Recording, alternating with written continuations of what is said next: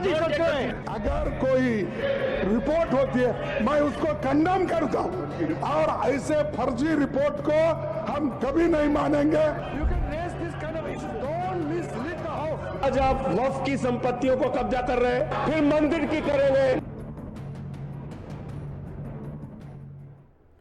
नमस्कार, बहुत स्वागत आपका हिंदी खबर में। मैं हूं आपके साथ सुनील सिंह पौर। संसद में वक्फ संशोधन बिल को लेकर सत्ता पक्ष और विपक्ष के बीच जबरदस्त टकराव देखने को मिला। लोकसभा और राज्यसभा दोनों ही सदनों में विपक्षी सांसदों ने जोरदार विरोध दर्ज कराया। विपक्ष का आरोप है कि संयुक्त संसदीय समिति यानी कि जेपीसी की रिपोर्ट से उनकी असहमति नोट हटा दिए गए। साथ ही जो असहमति नोट वाले थे उनको अलग कर दिया गया है और लोकसभा में इस रिपोर्ट को जेपीसी के अध्यक्ष और बीजेपी सांसद जगदंबिका पाल ने पेश किया और सरकार ने विपक्ष के सारे आरोपों को सिरे से खारिज कर दिया। लेकिन विपक्ष वक्फ के मुद्दे पर सरकार के खिलाफ लगातार हमलावर है। वहीं भाईजान भी वक्फ बिल से परेशान नजर आ रहे हैं। ऐसे में बड़ा सवाल यह है कि क्या वक्फ का फाइनल चैप्टर क्लोज हो गया है या फिर इस बिल को लेकर आगे भी घमासान देखने को मिलेगा।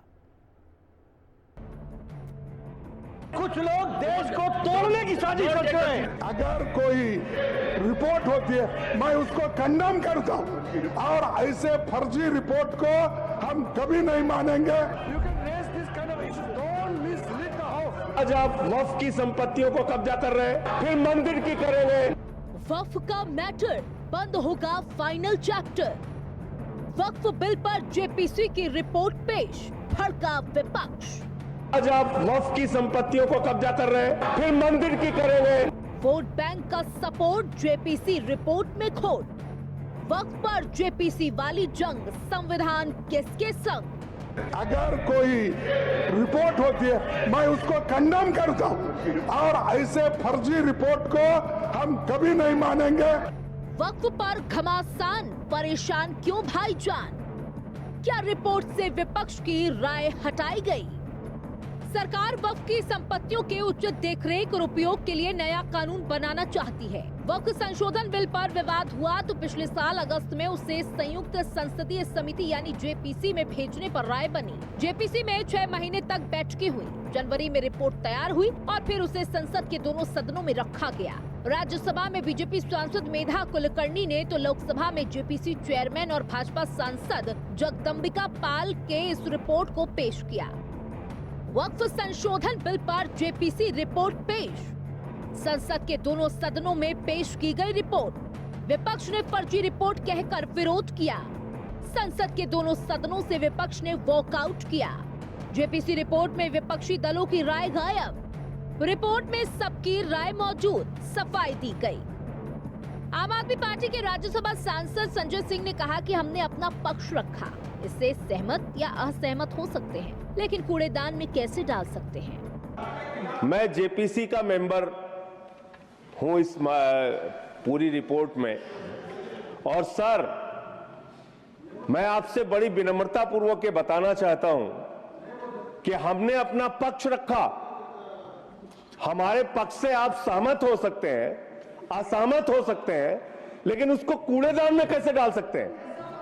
सारे पूरे सर, एक मिनट सर, आप मेंबर्स को तो बोलने दीजिए। विविधता में एकता भारत की विशेषता है सर।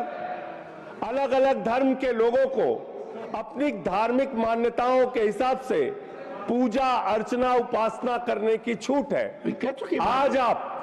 आज आप वक्फ की संपत्तियों को कब्जा कर रहे हैं, कल गुरुद्वारा की करेंगे, फिर मंदिर की करेंगे, फिर चर्च की करेंगे। विपक्ष के इन आरोपों पर गृह मंत्री अमित शाह ने कहा कि विपक्ष के सदस्य संसदीय कार्य प्रणाली के तहत जो कुछ भी जोड़ना चाहते हैं वो जोड़ सकते हैं। उनकी पार्टी को इसमें कोई भी आपत्ति नहीं है। आपको बता दें कि वक्फ के लिए बनाई गई संयुक्त संसदीय समिति ने अपनी रिपोर्ट 15 से 11 के बहुमत से पारित की, जिसमें सांसदों की ओर से सुझाए गए बदलाव भी शामिल किए गए। हालांकि बदलावों को लेकर विपक्षी दलों ने खूब आपत्ति जताई और वक्फ बोर्ड की स्वायत्तता को लेकर सरकार पर हमला करने का आरोप भी लगाया। यही नहीं, समिति के विपक्षी सांसदों की ओर से असहमति पत्र भी सौंपे गए, जिसमें कहा गया कि सरकार गलत तरीके से इस बिल को पेश कर रही है, जिससे इसको लेकर सियासी बवाल मचा हुआ है।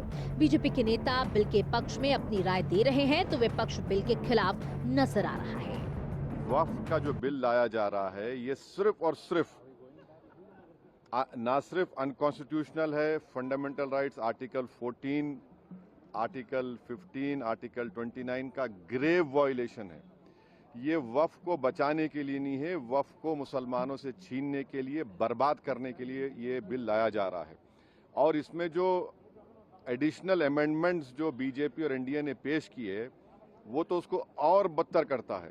आप बताइए कि कैसे मुस्लिम वक्फ प्रॉपर्टीज में नॉन मुस्लिम को मेंबर रखा जाएगा, कैसे आप कलेक्टर एंड अबव ऑफिसर्स को पावर देंगे, कैसे कलेक्टर डिसाइड करेगा कोई वक्फ प्रॉपर्टी है या नहीं, कैसे आप ईवाईक्यू प्रॉपर्टीज को का सेक्शन खत्म कर रहे हैं, कैसे आप लिमिटेशन एक्ट को अप्लाई कर रहे हैं जो हिंदू धर्म के प्रॉपर्टीज के ऊपर, सिख धर्म के और क्रिश्चियन धर्म पर अप्लाई नहीं होता है। तो ये सिर्फ और सिर्फ ये सरकार आइडियोलॉजिकल बुनियाद पर मुसलमानों को अपनी वर्शिप से महरूम करने के लिए, क्योंकि वक्फ मुस्लिम समाज के लिए एक इबादत है, उसको छीनने के लिए ये बिल लाया जा रहा है। आज कमेटी रिपोर्ट ले हुई है और जो जानकारी हमें कमेटी के माध्यम से मिली है तो जिस तरीके से सारी कार्रवाई कमेटी की हुई उसमें भी पार्शलिटी की गई, उसमें इंडिपेंडेंट तरीके से सारे जो भी इनपुट्स थे उनको इंक्लूड नहीं किया गया। तो ये जो बिल है इसका हम विरोध करते हैं। It is unconstitutional and it is against the rights of minorities in this country.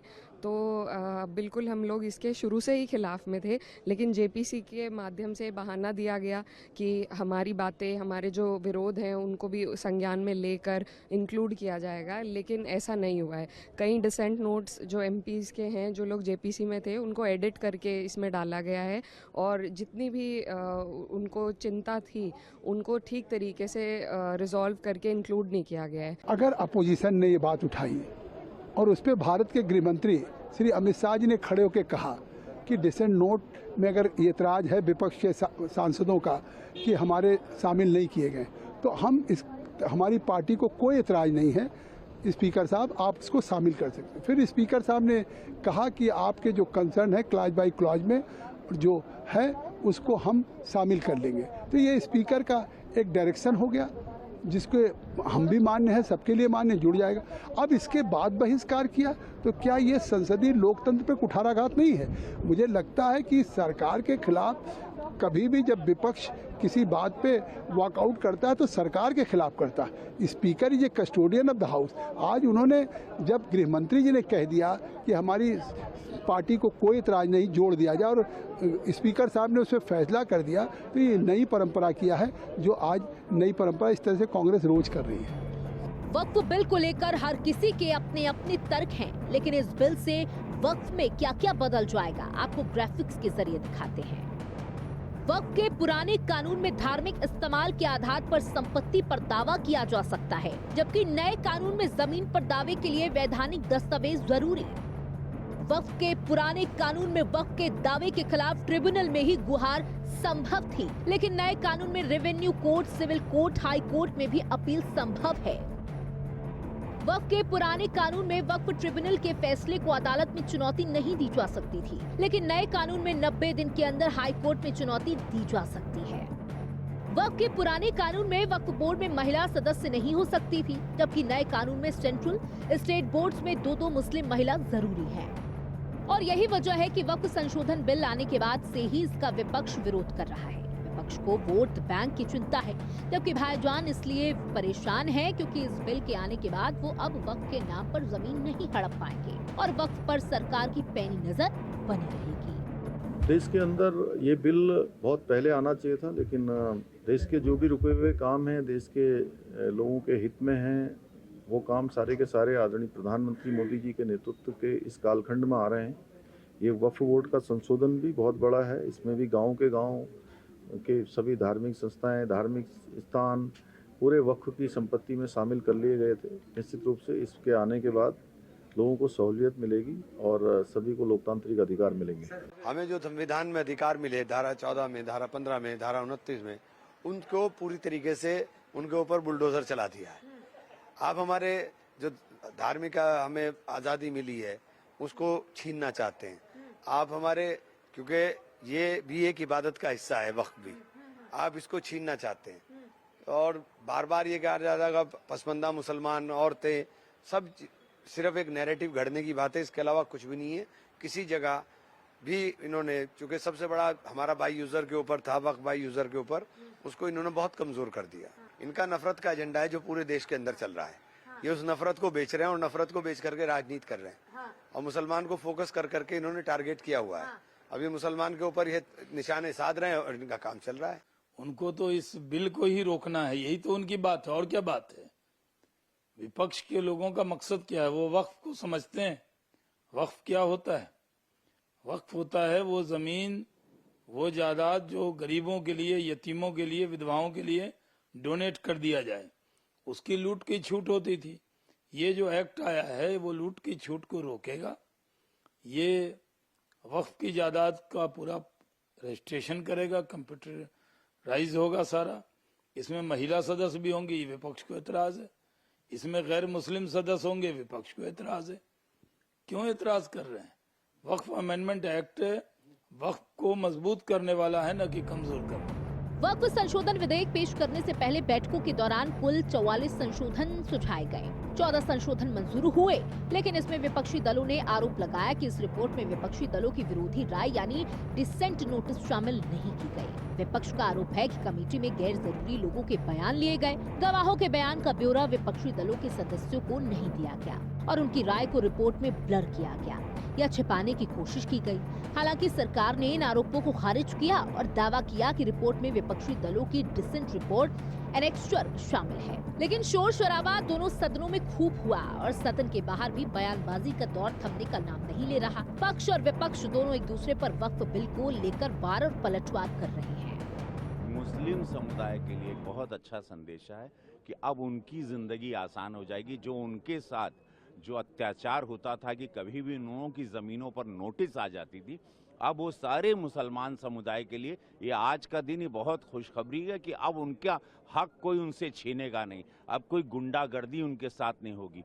ये जो वक्फ नाम पर जो गुंडाई होती थी वो बंद होगी। तो मुस्लिम समुदाय के लिए बहुत ही अच्छा दिन है। मैं सभी वो समुदाय को, वो सभी गरीब को, मजलूमों को जिनकी कोई नहीं सुनता था, वक्फ नाम पर जिनकी ज़मीनें ले ली जाती थी, छीन ली जाती थी, सबको बहुत बहुत साधुवाद है और शुभकामनाएं हैं कि अब उनकी ज़िंदगी बहुत आसान होगी। हक से और हकीकत के साथ अब उनकी चीज़ें उनके पास रहेगी, उनका पेपर उनके पास रहेगा। सबसे बढ़िया बात तो ये हो गई इस बिल के नाते। पूरी तरीके से ये जो वक्फ अमेंडमेंट बिल है ये कहीं से सही नहीं है और इसकी बाकायदा ऑल इंडिया शिया फसला बोर्ड के ज़रिए से हम लोग मुखालिफत कर रहे हैं, इसलिए कि जेपीसी बना के बाकायदा इसको पूरी तरीके से पूरे मुल्क में घुमाया गया और इसका एक माइलेज लेने की कोशिश की गई। और जिस तरीके से इख्तियारात सरकारी लोगों को देने की बात हो रही है तो वो इख्तियारात उनके नहीं है, इसलिए कि ये वक्फ है। वक्फ हमारे बुज़ुर्गों ने किया है। वक्फ माले खुदा है, माले रसूल है, माले इमाम है। और हमारा वक्फ, हमारी कम्युनिटी शिया समुदाय का वक्फ उत्तर प्रदेश ही नहीं बल्कि पूरे मुल्क में फैला पड़ा हुआ है और उसको पूरी तरीके से तबाह बर्बाद करने की जो मुस्लिम वक्फ है, शिया वक्फ है, देखिए शिया वक्फ बोर्ड अलग है, सुन्नी वक्फ बोर्ड अलग है, बाज़ी जगह सिर्फ यूपी और बिहार में, बाकी सब मुस्लिम वक्फ हैं, तो उसको पूरी तरीके से तबाह बर्बाद करने की तैयारी करी जा रही है। वक्फ का मतलब दान होता है। इसके तहत कोई भी शख्स अपनी चल अचल संपत्ति को दान कर सकता है, बशर्ते इसका इस्तेमाल लोगों की भलाई के लिए यानी जन कल्याण के लिए हो। लेकिन वक्फ बोर्ड के ऊपर इसी आड़ में जमीन कब्जा करने के आरोप लगते रहे हैं। अब तक ये कानून था कि अगर किसी की संपत्ति वक्फ की बता दी जाती थी तो उसके खिलाफ कोर्ट में अपील नहीं की जा सकती थी। खासकर वक्फ बोर्ड कानून 2013 संशोधन में वक्फ बोर्ड को जो शक्तियां प्रदान की गई थी, तब से ये विवादास्पद है और वक्फ बोर्ड को मिले असीमित अधिकारों को कम करके इसकी व्यवस्था को पारदर्शी बनाने के लिए केंद्र सरकार ने वक्फ बोर्ड कानून में संशोधन किया। अगर वक्फ की संपत्ति की बात करें तो भारत में कुल 30 वक्फ बोर्ड मौजूद हैं और फिलहाल देश भर में वक्फ बोर्ड के पास 9.4 लाख एकड़ में फैली 8,70,000 से ज्यादा संपत्तियां हैं, जिसकी कीमत तकरीबन 1,20,000 करोड़ रुपए है। वक्फ के पास कृषि जमीन, इमारतें, मदरसे, दरगाह की संपत्ति है, कब्रिस्तान, स्कूल, दुकानें, सामाजिक संस्थान भी है। 2009 तक 4 लाख एकड़ जमीन की 3 लाख संपत्तियां थी और 15 साल में वक्फ बोर्ड के पास ये संपत्ति दोगुनी हो चुकी है। वक्फ बिल पर जेपीसी रिपोर्ट पेश होने के बाद जमीयत उलेमा ए हिंद के अध्यक्ष मौलाना अरशद मदनी ने एक बैठक की और कहा कि वक्फ विधेयक को सभी संवैधानिक तरीके और मुसलमानों के अधिकारों की अनदेखी करते हुए जेपीसी के माध्यम से पेश किया गया और इन संशोधनों के जरिए केंद्र सरकार वक्फ संपत्तियों की स्थिति को और प्रकृति को बदलना चाहती है। इसी तरह से मौलानाओं से लेकर तमाम विपक्षी दल वक्फ बिल का लगातार विरोध कर रहे हैं। ऐसे में ये देखना होगा कि केंद्र सरकार अब वक्फ बिल में विपक्ष की आपत्ति को कैसे दूर करती है। हिंदी खबर की स्पेशल रिपोर्ट। कुछ लोग देश को तोड़ने की साजिश करते हैं। अगर कोई रिपोर्ट होती है मैं उसको कंडम करता हूं और ऐसे फर्जी रिपोर्ट को हम कभी नहीं मानेंगे। आज आप वक्फ की संपत्तियों को कब्जा कर रहे हैं, फिर मंदिर की करेंगे।